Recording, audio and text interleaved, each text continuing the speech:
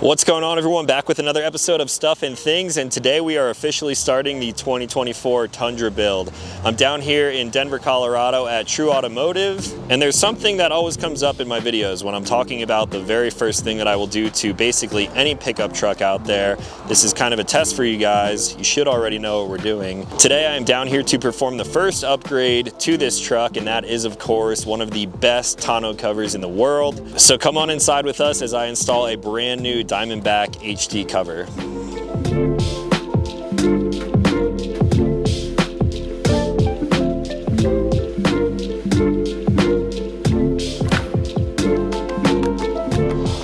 Alright guys, inside the shop now we're going to be installing this pretty quickly, and there's really not much to it, I'm going to be honest with you. The cover is comprised of 3 different sections, and you can actually do this with one person. You guys have probably seen me take my cover off my Tacoma and put it back on in a few different videos. But when you're putting a cover on for the first time, it does help if you have someone else there, mainly to compress the seals. So I'm going to walk you guys through this process, and if you have any questions about anything that you see us doing here, you can drop some comments down below. I have Tony with me today. He's going to be helping me. He's installed some of these before, and if I had to guess, I would say we're going to get this thing installed in like 15 minutes. So for starters, I'm doing this install process today at True Automotive because if you order a Diamondback cover, you can have it shipped directly to your house. However, these covers come in very large packages and they are shipped freight, so I figured it was easier to go down to True, meet up with those guys and have them help me with the install, as opposed to just having a freight truck deliver this thing to my house. If you have a local shop that you're able to order a Diamondback cover through, I'd recommend doing that because you're supporting small business and no one wants to deal with freight deliveries and giant pallets and cardboard boxes and things like that. Now the first thing we're going to do is actually prep the bed. So there are 2 little gaps towards the edge of the cab. I'm happy to report that they are a lot smaller to cover up than it was on the Tacoma, and the reason for doing this is because, of course, this Diamondback cover is weather sealed. It keeps all of the elements out, and the better of a job you do at sealing up these little gaps, the cleaner your gear inside will stay. So they include a little strip of putty-like material which you can just kind of ball up and fit down into the little crack there. There's also a weather stripping that you will put across the bulkhead of the back of the bed, and that's going to join up perfectly with the cover. So like I said, the install is very straightforward. There are 3 different main pieces to this cover, and the whole process starts with the center portion. This is where having 2 people helps. You can lift it up over the bed of the truck and get it positioned where you think the center of the bed actually is. Next up, you want to grab the rear portion of the cover, the one that is closest to the cab side of the truck. You want to hold it up at about a 90-degree angle and then slip it into place.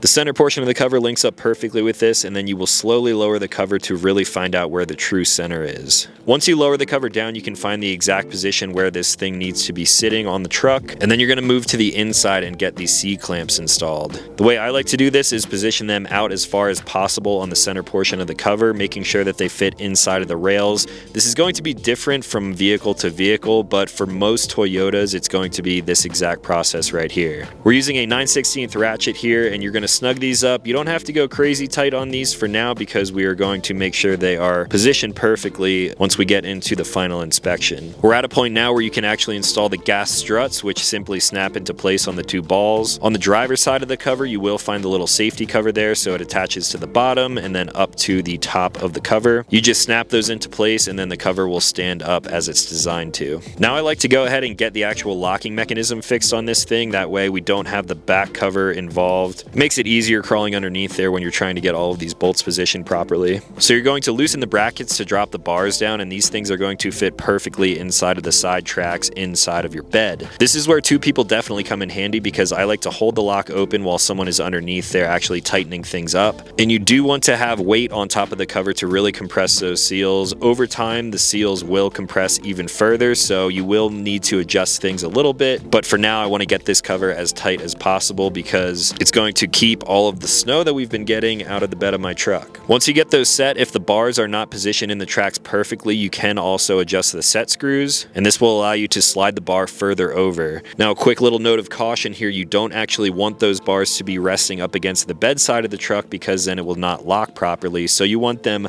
almost touching as far in the track as possible, but not actually slamming up against your bed sides. While you have pressure pushing down on the seals from the top of the cover, you want to snug everything up, and then the cab side of the cover is installed. Next up, we're moving to the back portion of the cover, and this is going to be exactly the same as the front. So you simply lift it up over the back of the truck, slide it into place to mate it up with the center portion of the cover. You can go ahead and put the gas struts in place at this point, and then you can slowly lower the cover down to make sure everything is seated properly, both forward and backward and side to side on the truck. We actually nailed this from the start, so no real adjustments were needed here. And then we're going to go through the same process again by getting those lock bars installed. Again, do not push them all the way out up against the bed, and make sure you're putting a lot of weight on the top of the cover here. I was actually sitting and standing on the cover. That way I'm compressing the seals as much as possible, and this cover is going to be very nicely sealed. While the cover is up in the air, I also installed an accessory light, which is an option that you can choose from Diamondback. There are a ton of different accessories, and I actually have a couple more here that I will show you in a second. So once the cover is installed, I like to slide back under and then actually do a full tighten on the C-clamps that's holding the center of the cover down to the truck. And this is a portion of the cover that you do want to check every once in a while. I would recommend doing a check at maybe 100 to 200 miles after you first install a cover, and then after that it's just something to keep an eye on, especially if you're doing some gnarly off-roading. As the bed flexes around, the cover can tend to shift a little bit, so you want to make sure that those things are tightened down to spec. From there, all you have to do is close the tailgate and admire the finished product.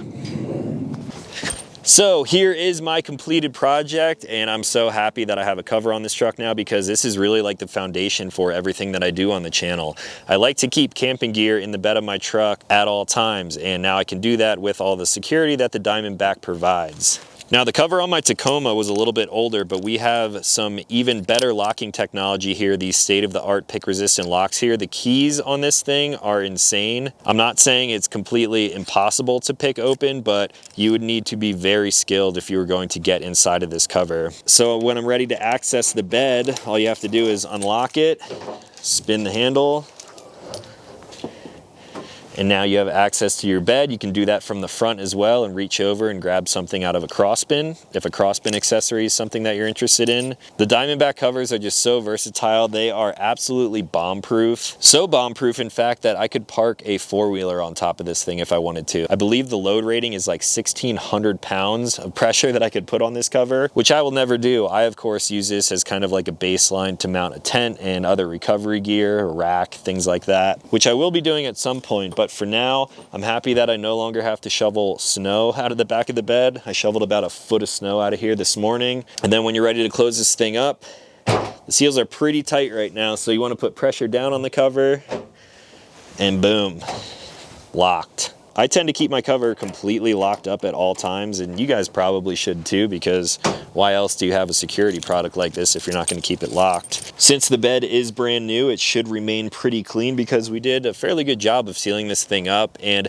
I did leave the drain holes open on the floor of the bed towards the cab side, because if I do get water in here, or if I need to like spray it out, I want somewhere for that water to go. But if you wanted to make this thing absolutely sealed, you can get it super tight with extra stripping over here. I could plug those holes with some of that adhesive that Diamondback sends in their packages. But for now, this is how the cover is going to sit, and I'm really stoked on it.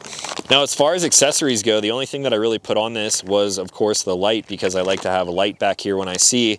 My Tacoma did not have bed lights inside of here, so I was running the Diamondback lights. Now I have a Diamondback light, but also bed lights as well, which is going to be really helpful at night. As far as other accessories go, Diamondback does have a ratchet tie-down set here, so this is going to be really helpful when I'm throwing all of my camping gear back here. I do have the spray-in bed liner from Toyota, which is nice because my gear shouldn't shift around all that much, but with these, they're definitely not going anywhere. And then I also got a set of the ratchet loop straps here. There are some extra accessories where I can mount tie-down points other than the cleats on the outside of the cover here and actually strap stuff down to the top of my cover. So once we get to the lift wheel tire portion of this thing, I will probably leave my full-size spare in the actual Diamondback, like towards the bed. This thing is 6.5 feet long, so I have plenty of room there. But if inside my cover was completely full, I can actually use these ratchet straps with the cleats and the extra tie-down points on the outside and strap things down to the top of the cover. So you guys will probably see me use some of these accessories in the future once I actually get to